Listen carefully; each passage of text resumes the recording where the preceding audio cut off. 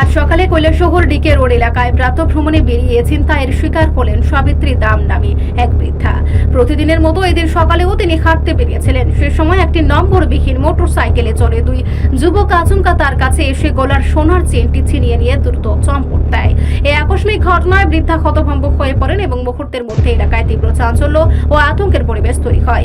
খবর পেয়ে পুলিশ দ্রুত ঘটনাস্থলে পৌঁছে ঘটনার তদন্ত শুরু করেছে। দুষ্কৃতীদের শনাক্ত করতে ওই এলাকার সিসিটিভি ফুটেজ পরীক্ষা করা হচ্ছে এবং বিভিন্ন সূত্র ধরে তল্লাশি চালানো হচ্ছে বলে পুলিশ সূত্রে জানা গেছে।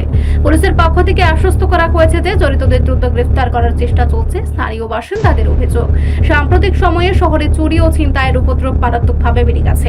দিনের শুরুতে শহরের প্রাণকেন্দ্রে এমন দুঃসাহসিক ঘটনার জেরে আইন শৃঙ্খলা পরিস্থিতি নিয়ে বড়সড় প্রশ্ন উঠতে শুরু করেছে। সাধারণ মানুষের মধ্যে নিরাপত্তাহীনতার বোধ বাড়ছে।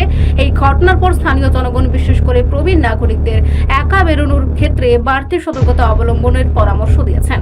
এখন দেখার পুলিশ প্রশাসন কত দ্রুত এই ছিনতাইবাজদের খাঁচায় পড়তে পারে। সকালে কি হয়েছে বন্ধু? বিকেলও সকালবেলা এদিকে প্রায় মানুষ মর্নিং ওয়াক করে।